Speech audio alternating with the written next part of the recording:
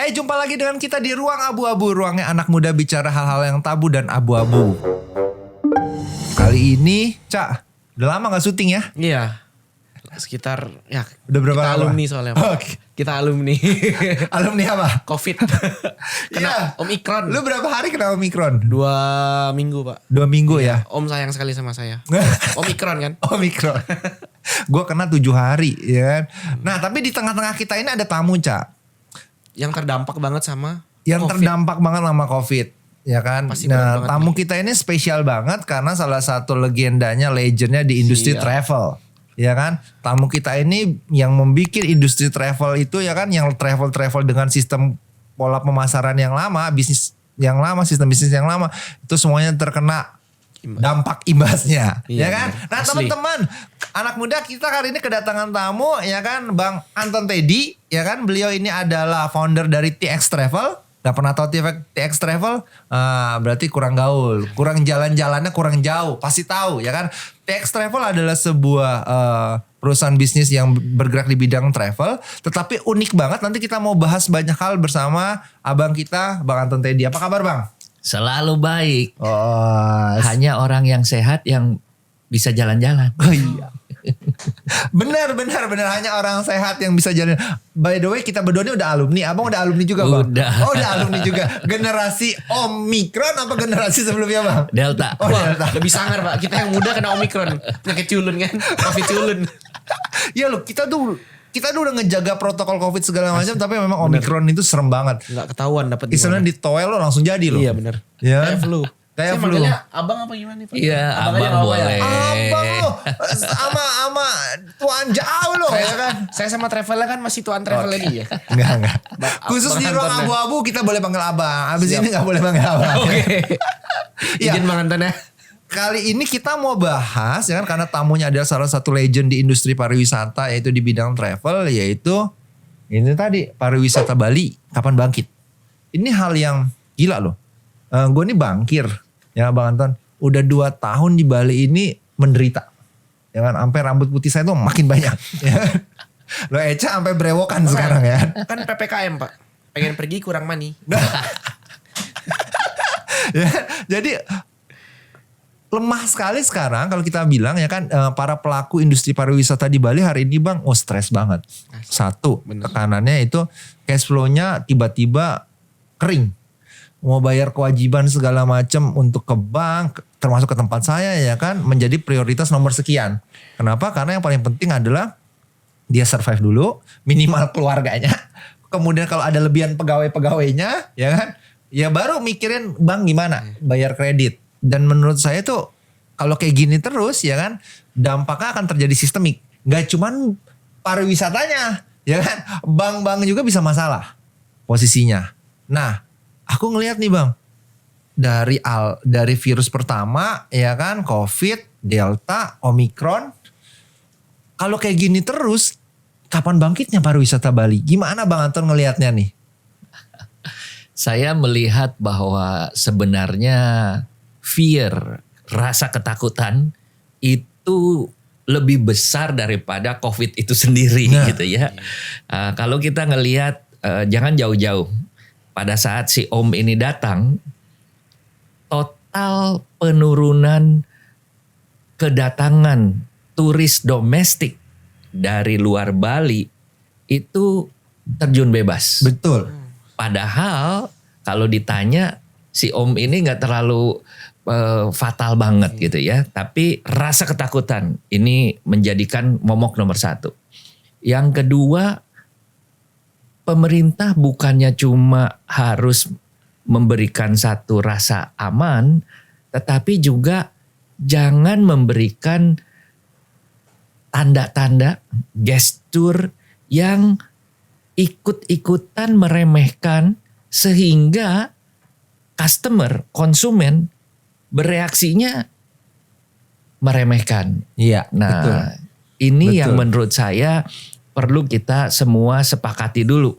Contoh yang paling jelas, pada saat sekarang di Bali karantina dari 7 jadi Turun 5, terus.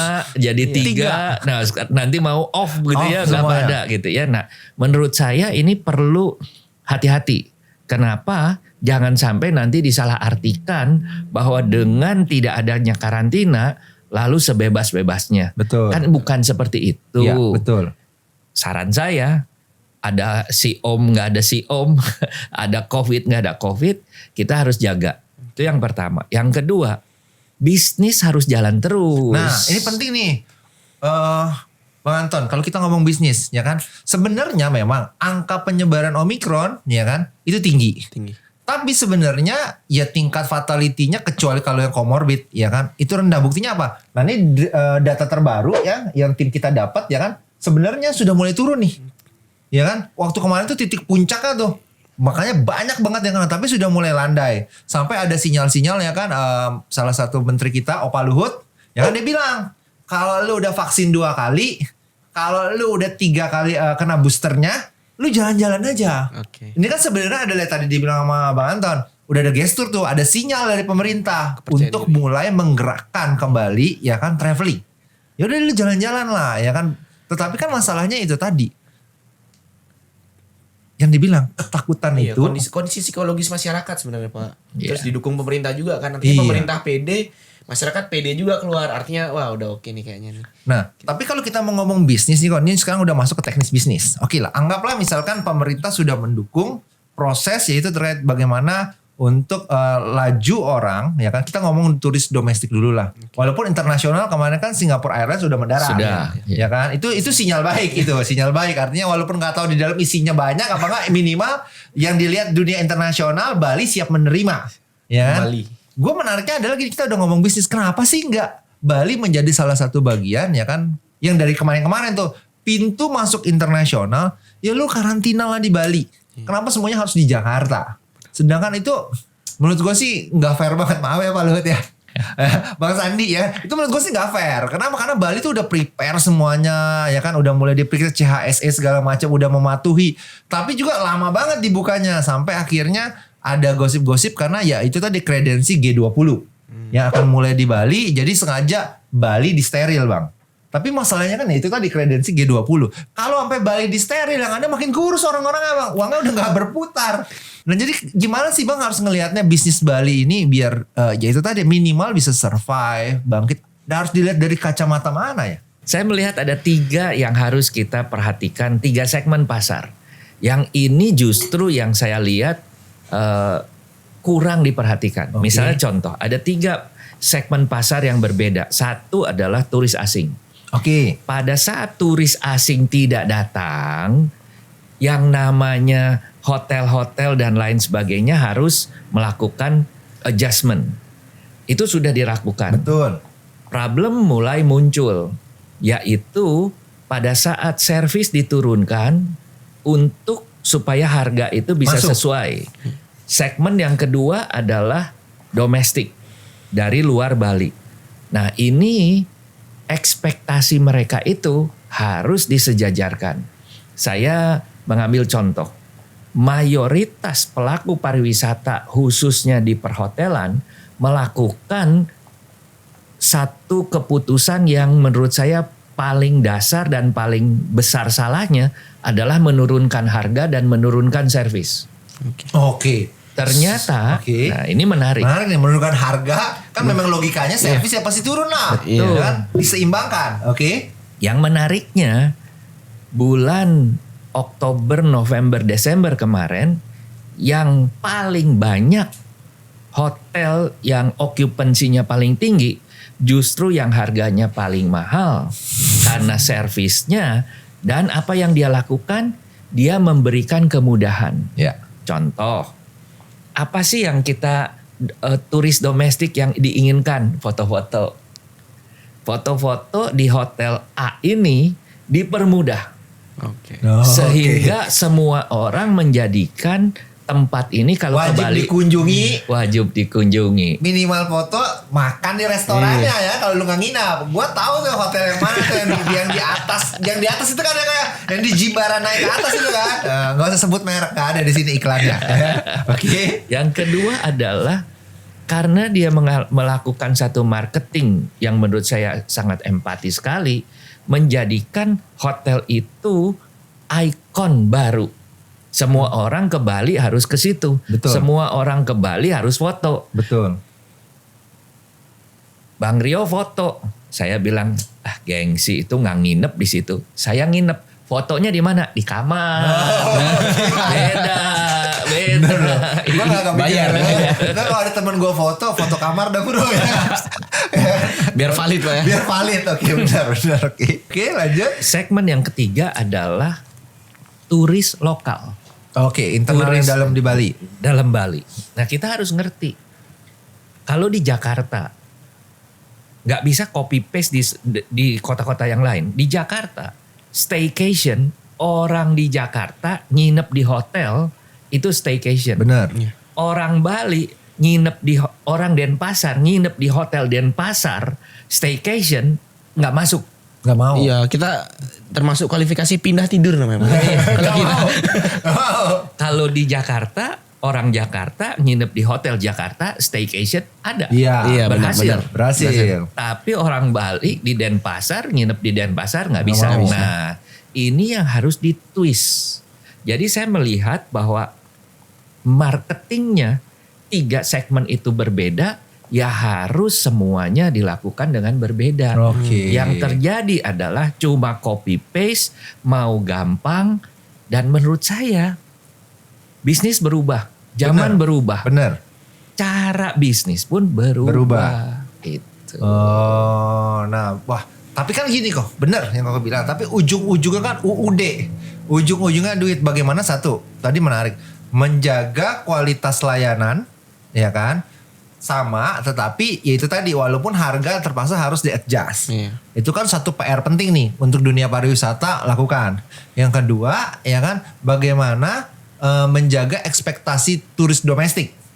Posisinya yang dia datang ya kan ke sini ya dia happy datang ke sebuah tempat, tinggal, belanja, makan. Sama yang ketiga tadi penting banget PR-nya adalah bagaimana mengelola turis bukan domestik orang dalam Bali ya. Misalnya gue orang Denpasar.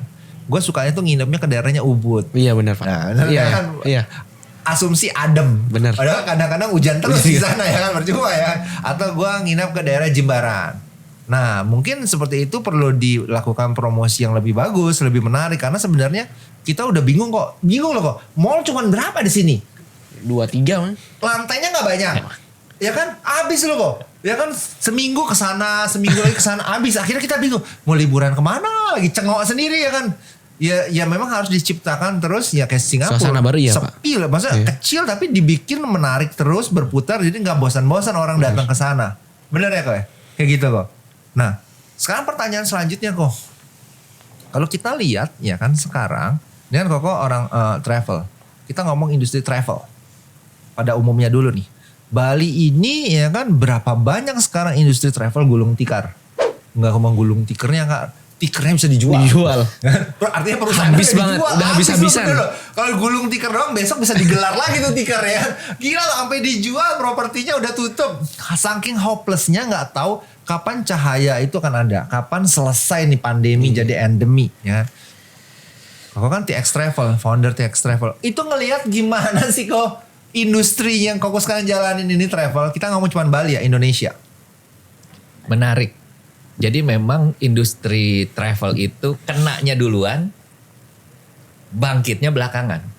Bener. Iya, Kenanya duluan. Bener. Bangkitan tuh orang udah mulai nyaman, Pede punya dulu. duit, fears-nya udah hilang, baru mau jalan. Iya, maksudnya masalah travel ini kan pariwisata nih bukan cuman ini Bang. Nggak cuman Bukan- hotel. Iya. Bener. Duit masyarakat Transportasi yang ada. muter.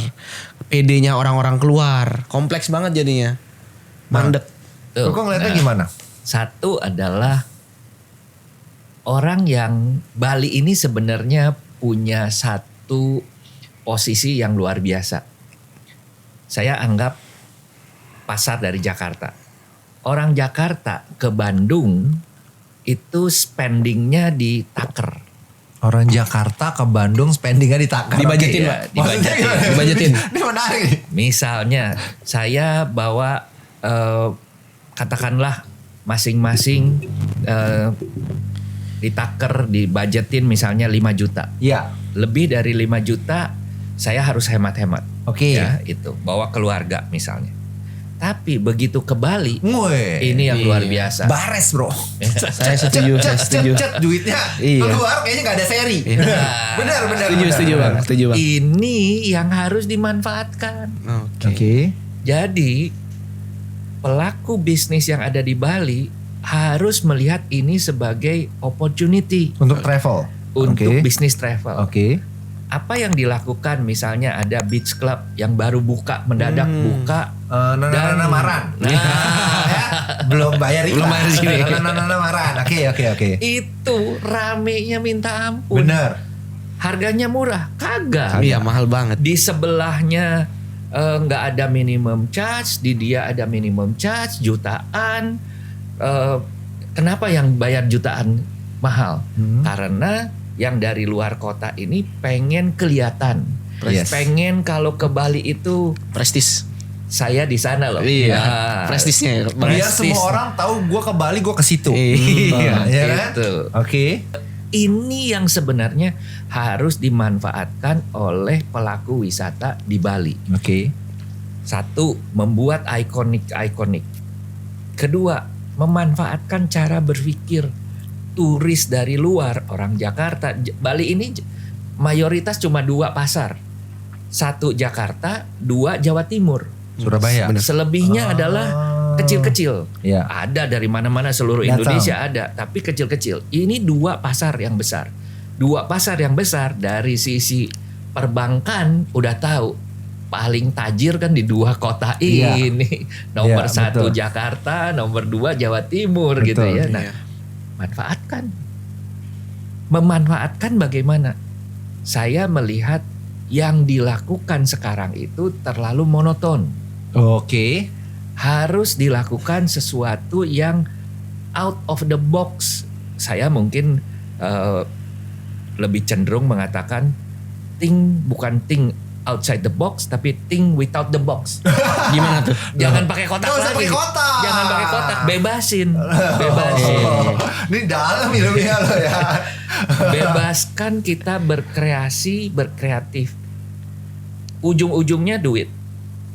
Tapi first thing firstnya tidak bisa mancing orang datang itu hanya soal duit. Bener. Oke. Poinnya Gua nangkep. begitu orang udah berani datang ke Bali, spendnya dia loss. Oke. Betul. Nah ini yang harus dipahami pelaku pariwisata itu. Kalau ditanya mengeluhlah begini begitu, ini mah yang kelasnya pecundang, belum apa-apa, lagi rame juga mengeluh. Gitu. Mengeluh kompetitor sebelah rame. Iya. Nggak pernah ngeluh sih sebenarnya. Oke. Oh, nah artinya kan ya memang harus berpikir sesuatu yang kreatif. Bagaimana untuk mendatangkan orang ke Bali. Nah sekarang permasalahannya gini kok.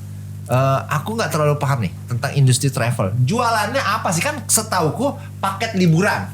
Misalkan paket Jakarta, Bali 3 malam, ya kan, itinerary-nya, ya kan, nginep di sana, nge-beach club di mana, makan ke babi guling mana. Nah, kan gitu ya kan? Atau seperti apa sih bisnis travel itu? Bener nggak? Oke. Evolusi daripada bisnis travel itu sejalan dengan zaman. Oke, nah nih. Zaman Bagus dulu, nih, bro. zaman dulu orang mau pergi ke Bali lewat travel agent, kita menyediakan dari bangun pagi sampai tidur. Bener. Kemana-mana diatur. Bener. Ya, Makan diatur. Iya, Makan jam segini diatur. Pak. Iya. Ya, oleh-oleh ini Pak. Biar Iya. dapat komisi dia. Yang masalah tuh makanannya nggak enak pak. Enak nggak enak pokoknya Oh, diatur. diatur. Oke, itu Dan nggak zaman ada dulu. pilihan. Nggak ada Benar, pilihan. benar. Kita nggak punya Evolusinya. pilihan. Lalu zaman 10 tahun yang lalu apa? Mulai saya mau nginepnya di sini. Saya mau makannya di sini karena kalau yang itu nggak enak. Iya, kan? benar. Mau naik pesawatnya ini, mau naik busnya begini, mau naik segala macamnya udah ngatur. Oke. Sekarang di zaman pandemi ini ngaturnya bagaimana? Iya. Beda lagi. Satu, pernah dengar kemarin Desember mendadak di Bali yang namanya sewa mobil lepas kunci habis. Bener. Oh, Dalam iya, sejarah iya. baru sekali dalam sejarah. Pertanyaan adalah kenapa yang lepas kunci habis tapi yang ada supirnya masih ada. Dan itu tidak habis. Oke. Ada cerita di balik itu yang menurut saya luar biasa. Ini namanya kekompakan daripada yang punya mobil dengan supir, dia tidak melepas itu aja. Tetapi pasar berubah. Pasar maunya nyetir sendiri. Pertanyaan, orang sering kali bilang, oh takut dengan COVID makanya mau nyetir sendiri. Iya. Salah. Bukan Bukan itu. itu. Alasannya yang bukan itu. Alasannya adalah kalau pakai supir, mau pergi jam 4:30, supirnya harus datang 4:30. Benar. Mau pulang jam 2 subuh, supirnya baru harus- pulang. Iya. Jam 2. Itu nggak enak. Nggak enak ya. Iya, Orang nggak Indonesia bebas. tuh nggak. Ya kebebasannya. Iya. Kebebasannya kurang. Kalau nyetir sendiri, kapan aja bisa. Berangkat. Yang kedua, pada saat saya jual paket, dulu kan makan di mana segala macam. Travel kan jual Iya. paket kan. Yang gue tahu juga gitu. Sekarang paketnya itu adalah tiket pesawat. Kenapa dia beli tiket pesawat masih mau beli? Karena mau cari yang murah. Betul. Nah, Pasti. Yang murah, yang bagus, yang enak. Masih ke travel. Kedua, programnya bagaimana? Mau dia program, saya mau program. Sampai-sampai kita itu bikin program. Mau safari kuliner, Iya. safari cafe, safari beach club, Oke. termasuk kalau perlu safari hotel. Dulu average room night orang tinggal di Bali 2 malam. Benar. Sekarang 2 minggu. Oke. Karena safari hotel. Iya. Nyobain Keliling-keliling hotel hotel. baru bro. Iya. Tahu dia. Jadi wisatanya bukan mau ke Kuta, bukan mau ke Ubud. Gue mau nyoba hotel-hotel aja. Iya. Oke, get it.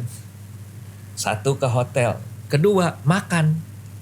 Kita bikin makan tuh makan pagi, siang, malam. Benar. Dia nggak mau. Iya. Nggak mau. Punya jamnya sendiri, Iya. Cak. Ya kan? Pengen coba rekomendasi Instagram, yang lain-lain yang eksis pasti Pak. Itu satu. Kedua tadi, jam bangunnya udah beda. Benar. Iya. Iya sih Pak, setuju saya Pak. Saya pernah ke Singapura itu disuruh bangun jam 7:30. Padahal malam kita pulang sampai hotel jam 11:30. Dan tahu kan anak muda kan pengen tahu selain dalam bis dan tempat wisata kan kita jalan-jalan. 2:30 baru tidur, jam 8 dibangunin. Sarapan gak enak. Aduh. Nah, artinya kan kalau saya boleh simpulkan bahwa bisnis travel yang bisa survive dan bisa terus berkembang adalah yang bisa melihat, membaca ya kan sinyal-sinyal perubahan yang terjadi di masyarakat, Dan konsumen adaptasi. dan kemudian dia beradaptasi akan perubahan-perubahan tersebut. Yes. Ih, susah lu, Bro. Tipe-tipe custom holiday Pak. Pilih sendiri. Jadi TX Travel kayak konsultan jadi Pak ya. Barusan kita masuk nih ke TX Travel. Ya kan? TX Travel ini foundernya menurut gue sih bukan generasi milenial. Bener. Ya kan? Generasi baby boomers mungkin. Iya. Ya kan? Tetapi otaknya lebih canggih daripada anak milenial. Kenapa? Karena pada saat itu dia sudah bisa beradaptasi dengan perubahan-perubahan akan sinyal-sinyal itu. Cerita dong kok. TX Travel itu dia berdiri, dia membuat segmen sendiri. Gimana sih ceritanya kok? Apa yang melatar belakangi seorang Anton Teddy membangun TX Travel dengan cara atau bisnis model yang berbeda dengan travel yang lain? Oke. Saya mundur sedikit. Oke. Pada waktu saya lulus sekolah SMK kalau sekarang, SMK Oke. Pariwisata tahun 81, tujuan saya adalah belajar ilmu travel sebelum saya buka travel. Tahun 91 saya harus memutuskan. Kebetulan saya pinter gaul, punya network banyak, dan kebetulan saya sekolahnya itu adalah SMK Pariwisata pertama di Indonesia. Oke. Jadi menang banyak Menang menangnya. banyak hal. Ya. Nah, Advantage-nya banyak dia. Oke. pada saat saya mau menentukan buka travel, mau punya bisnis sendiri, pilihan saya ada 2. Buka travel, saya bersaing dengan semua teman-teman saya. Ya. Atau saya buka sesuatu yang bisa mendukung. Oh. Nah, Sudah mikir kolaborasi loh Iya, zaman itu. yes. Loh. Yang sekarang kita lagi ngomong-ngomongin dia udah dari dulu, Cak. Oke, terus? Nah, lalu tapi saya nggak ngerti. Saya berusaha untuk cari konsep bisnisnya nggak ada. Lalu apa yang saya lakukan? Saya jalan ke teman-teman. Bisnis travel udah jalan lama, ada nggak kendalanya? Kamu punya kendala apa? Punya kendala apa? Ini. Ketemulah kendala.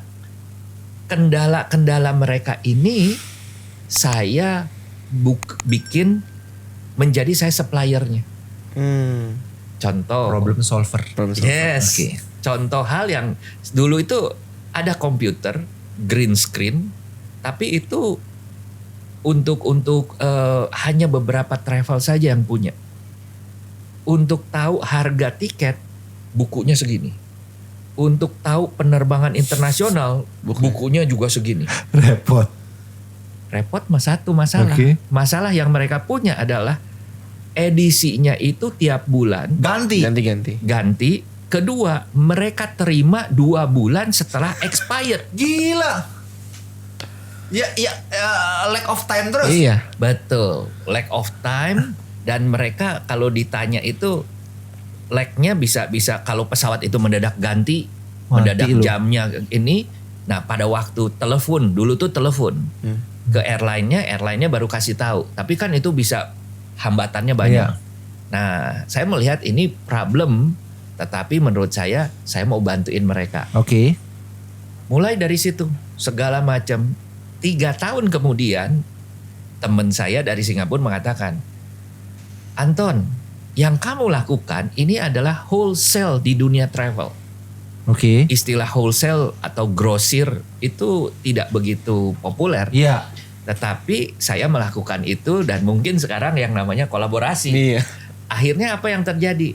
Saya temenan ke sini, temenan ke sana, temenan Ke semua ke sini. travel tersebut. Semua temenan, dan begitu dari luar mau masuk pasar Indonesia, yang perlu dicarikan saya. Karena saya menguasai travel agent di Indonesia. Oke. Nah, ini di awal karir saya. Tahun 2000 saya mulai berpikir, saya ini B2C. Ya. Punya kantor 17 di 10 kota. TX Travel kantor 17 di 10 kota. Iya. Oh. Nah, Banyak, Bro. pada saat itu 200 termasuk cabang banyak. sekarang. Iya. Nah, belum sampai ke cabang di franchise kan belum. Oke. Lalu saya mulai melihat semakin lama semakin besar, semakin kapasitas dan lain sebagainya. Ada produk yang bagus, ada produk yang kurang bagus. Benar. Produk bagus dibeli, produk kurang bagus nggak laku. Padahal seringkali saya visioner, melihat bahwa ini itu adalah bagus untuk masa depan. Tapi sekarang mungkin belum laku. Belum waktunya. Belum waktunya. Berdirilah franchise TX Travel. Oh, berarti artinya di saat itu milestone-nya dari TX Travel yang tadinya cuma 17 cabang di 10 kota, akhirnya biar lagi makin membesarkan, Koko Bang Anton buka untuk franchise-nya. Yes, buka franchise dan langsung B2C. Nah, B2C itu adalah saya sekarang yang ngedrive satu produk yang baru yang dianggap mungkin tidak populer, tidak bagus, tujuan wisata tidak bagus, saya jualan dulu. Apa yang terjadi kalau yang ngejual adalah 256 cabang? Ya lumayan. Bukan lumayan lagi, Pak. Lumayan. Enggak, artinya gini, menariknya gini. Yang gue lihat dari tadi. Bahwa TX Travel itu selalu mengambil medan kompetisi nggak di Red Ocean. Yes. Bener. Ya, di Blue Ocean. Kenapa gue bilang tadi? Pertama, dia ambilin masalah-masalah di setiap travel di awal. Ya kan? Dia jadi problem solvernya. Terus setiap travel itu kan setahu gue pengalaman kayak lu tadi. Iya. Dibawa ke Singapura. Monoton. Ya kan? Artinya ke kota-kota yang udah semua travel main. Tapi kota-kota yang nggak menarik, ya kan? Dia nggak jual. Nah, menariknya ada TX Travel dapat membungkus package itu sehingga menarik dan memaksa ya tadi tanda kutip 200 cabangnya jualan. Iya. Jadi tuh barang. Dan sampai sekarang masih loh. Ya kok ya. Jadi teman-teman kalau mau wisata nih misalkan ke Inggris, ya kan orang biasa taunya adalah ke mana, Manchester, ke London, ya kan? Sekali-sekali cari ke Leeds, ya kan? Ke Birmingham, ya. Bisa custom ya. Bisa custom. Bener gak kok seperti itu kok TX Travel? Betul. Konsepnya. Nah, Sama seperti yang terakhir 5 tahun sejak 2016 sampai 2020 kita membuat charter pesawat itu ini adalah milestone lagi. Pada saat kompetisi harga dan lain sebagainya itu menjadikan sangat bersaing, bersaing ketat, saya harus keluar. Tadi another go to the blue ocean lagi. Charter pesawat. Nah, charter pesawat itu adalah ke Pulau Hainan di Cina. Menarik, Yang saya lakukan di sana menjadikan satu perdebatan waktu itu adalah turis dari Indonesia pergi ke Pulau Hainan Cina, salah satu objek wisatanya adalah mengunjungi desa Bali. Jadi ada komunitas. Di Hainan itu ada komunitas Bali? Bukan komunitas, ada 26 negara. Komunitas 26 negara di mana mereka mendirikan dari Indonesia itu ada desa Bali, ada komunitas NTT, ada Makassar, Ambon, ada Sunda, mini Indonesia berarti Pak ya? Seperti mini Indonesia. Seperti itu. Dan mereka berkumpul. Komunitas masyarakat gitu Pak. Iya, komunitas masyarakat yang orang tuanya asalnya dari Indonesia. Tadi Indonesianya dari Bali dan lain sebagainya. Nah, pertanyaan adalah saya merasa penting untuk membawa ke desa Bali dibandingkan dengan tujuan wisata yang dalam tanda petik tidak menarik buat kita, buat turis Indonesia. Apa sih yang tidak menarik? Kenapa yang kita mau bawa ke Bali gitu ya, desa Bali? Sebenarnya ini adalah strategi di mana saya mau membawa bahwa ini loh yang namanya window promosi orang-orang pasar Cina di Hainan bikin desa Bali. Kita orang Indonesia berapa banyak yang tidak pernah ke Bali gitu ya? Ternyata banyak juga. Banyak belum tentu dia mau ke Bali. Ternyata ke Balinya di Cina. Dan itu saya mendapatkan dukungan dari gubernur yang lama untuk penjor, hiasan gitu ya, pemahat dikirim ke sana, penari dikirim ke sana untuk melatih staf di sana supaya mereka bisa perform dan represent Indonesia, Bali gitu ya. Nah, ini ternyata menjadikan sesuatu yang heboh dua belah pihak, dari Cinanya sendiri, dari turnya Indonesianya sendiri. Nah, hal-hal yang seperti begini yang saya melihat adalah terobosan, dan itu perlu feeling, perlu jam terbang, dan perlu sebenarnya kalau kita sebut di dalam bisnis adalah power juga. Kalau tidak punya cabang banyak, mau mempromosikan satu tujuan wisata, powernya nggak ada. Collab aja. Collab saja. Sama TX Travel. Masuk emang nih. Benar. Kalau teman-teman punya travel ya kan, ya jangan berkecil hati, nggak bisa promosi gimana-gimana ya kan, cari TX Travel. Pasti ada hal yang bisa dikerjasamain sama TX Travel. Terakhir nih kok, kita terakhir masuk. Industri pariwisata itu yang tadi dibilang kepercayaan. Yes. Ada hal menarik loh, pernah kejadian di TX Travel. Yaitu, bener gak kok? Bahwa kalau udah beli paket tour TX Travel ke luar negeri, pernah kejadian ya, pesawatnya bro. Kan karena tujuannya bukan ke tempat yang umum, so charter pesawatnya bisa aja di cancel loh. Bener. Tapi bukan karena TX-nya nggak dikasih posisinya. Nah yang menarik adalah apa? Bagaimana pertanggungjawaban TX Travel untuk hal tersebut. Nah biar pada belajar nih anak-anak muda nih Bang Anton, bahwa kalau lo mau buat usaha travel atau apapun lah di industri pariwisata, integritas kepercayaan itu, nama baik harus dijaga. Oh gitu ya, ngapain tuh jadinya, gimana tuh? Jadi pengalaman pertama charter pesawat, 3 hari sebelum pesawat berangkat, izin tidak dikeluarkan. 3 hari. Tetapi dikasih tahu, izin dikeluarkan di mana harus di kota yang berbeda, di mana perlu pakai bus 6 jam. 6 jam perjalanan. Saya pikir oke. Tapi pada hari keberangkatannya, ternyata izin untuk keberangkatan yang pertama itu tidak keluar. Mampus lu. Yang keluarnya adalah minggu depannya, yang kedua. Jadi hari itu orang sudah datang, udah ada yang dari luar kota udah ke Jakarta. Enggak cuma orang Jakarta ya kan kok, yang datang dari semua tempat tuh se-Indonesia datang mau berangkat bro. Hari nggak jadi. Pindah tanggal masalahnya. Seminggu. Kalau gue jadi Bang Anton, gue suruh anak buah gue. Lu yang ngadepin, gue nggak mau tahu ya. Oke, terus gimana kok? Saya datang, saya kasih tahu problemnya. Yang sudah ke Jakarta kita ganti tiketnya, lalu mantap. tanya ke mereka mau nginep berapa lama di Jakarta. Loh. Kita Oke. kasih hotel yang baik, kasih makan gitu ya, karena ini persoalan kredibilitas. Iya benar.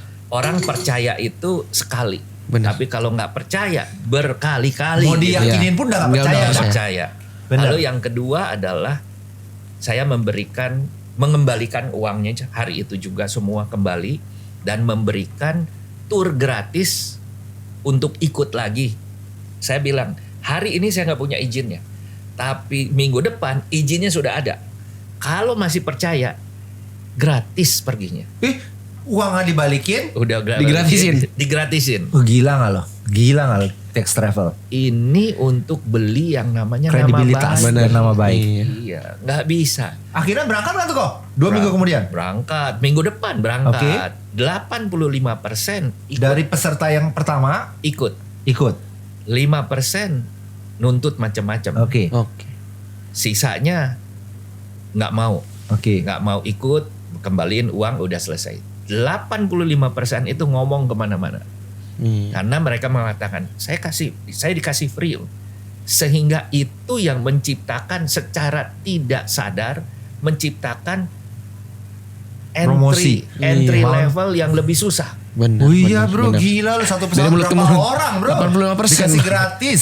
Miliar itu. Miliar. Ngomong bener kan miliar, gak usah sebut nominal. Gue udah ngitung bangkir punya kalkulator miliar itu. Ngomong-ngomong kemana tuh Pak? Ke Cina. Oh, ke Cina. Ke Cina, ya. Oke. Dan itu menjadikan sebenarnya kalau ditanya, kalau saya punya kesempatan yang sama, saya mau melakukan lagi. Kenapa? Ternyata efeknya itu sangat luar biasa. Oke. Dari 2016 sampai 2020 Sebelum pandemi. kejadian ini 5 kali. 5 kali. Kalau gue rambut putih gue semua putih jadi lagi. Gila loh, miliar soalnya men, gila. Tapi apa yang terjadi? Orang lain mau charter nggak dipercaya. Oke. Oke. TX Travel Charter dipercaya. Oh. Izin nggak keluar pun, kalau udah sampai ke airport pun nggak bisa terbang. Jadi ada satu kejadian yang terakhir. Udah nyampe airport. Udah pegang boarding pass. Anjrit bro. Udah pegang Anjrit, boarding bro. pass. Itu serem banget, oke. Udah pegang boarding pass. Tinggal masukin bagasi. Satu pesawat. Mendadak nota super urgent. Lapangan terbangnya ditutup untuk latihan perang. Nggak bisa apa-apa karena itu dari negara. Iya. Jadi Government. izin terbang tuh ada. Izin terbang ada. Dia nggak salah bro. Iya. Force major tuh. Force major. Force Nah, major. Negara minta lu nggak boleh Iya. pakai lapangan murah rai ya kan nggak bisa ngomong loh. Oke. Gak apa-apa. 210 kita cari peserta. Mantap. Udah ada di airport, kita bilang kita nggak bisa terbang, nggak tahu ini solusinya gimana, tapi satu kita cari tempat makan dulu. Cari makan buat 200 orang di hotel mendadak seperti itu nggak gampang. Tapi di airport kan ya. Kedua adalah yang di Jakarta mau pulang boleh, mau nginep boleh. Karena saya berpikir ya, udah dianterin, bye Ca, ya sampai ketemu ya, happy ya, nanti beli oleh-oleh ya. Tiba-tiba jadi berangkat. Nah, lalu kita pikir segala macam, tapi ya saya melihat niat baik itu ternyata Tuhan juga merespon. Ada satu pesawat yang kita bisa charter mendadak, yang izin terbangnya sudah ada. Oke. Tapi tujuannya ke kota lain, masih ke Cina. Kita perginya ke A, ini perginya ke B. Iya. Saya bilang, oke, duit nggak dikembaliin. Duit nggak dikembaliin. Ya. Nanti pergi lagi ke A. Itu duit buat ke A. Besok berangkat ke B. Gratis. Bonus. Bonus. Oke. Pergi happy. Semua pergi. Kalau itu semua pergi. Nggak ada. Nggak kayak yang komplit pertama. Cuma 85%. Ini semua pergi. Lalu mulai di konsumen itu mulai timbul. Mereka nanya. Kan kita cabang banyak. Lalu mulai nanya. Pak Anton, daftar dong charter pesawat yang izinnya nggak ada. Biar tahu kenapa. Biar dapat gratis. Cari kesempatan. Oke. Sampai segitunya, tapi saya tuh ngelihat is a joke. Ya. Tetapi level confidence-nya Benar. sangat Tinggi. besar. Rasa percayanya. Inilah yang saya mungkin representasikan pada waktu papa saya mengatakan begini. Kalau ada nama baik dijual, beli. Ingat ya. Kalau ada nama baik dijual, beli. Beli. Semangatnya, thank you banget loh, Bang Anton. Dari founder TX Travel udah hadir di ruang abu-abu, udah sharing, udah berbagi. Gila, aura semangatnya Iya. panas. Masih loh. muda. Muda sekali. Dan Kalau ada nama baik dijual beli. Artinya nggak ada, jaga nama baik. Dan satu buat teman-teman nih, Pak Anton nih bukan sekedar beradaptasi menurut saya, tapi berevolusi terus. Iya, betul. Iya, sekali lagi thank you banget, Bang Anton. Ya demikian hari ini ruang abu-abu teman-teman semua. Semoga mendapatkan insight, mendapatkan sebuah ide menarik, mendapatkan semangat untuk bertahan hadapi hari depan yang kita nggak tahu akan seperti apa. Tapi percayalah dengan kita beradaptasi, menangkap sinyal-sinyal yang ada, maka kita akan dapat beradaptasi dan menjadi sesuatu yang lebih baik ke depan. Oke, bye-bye dengan saya Rio Christian Eca pemuda yang pengen traveling. dan Bang Anton Teddy dari TX Travel. Sampai jumpa. Dah.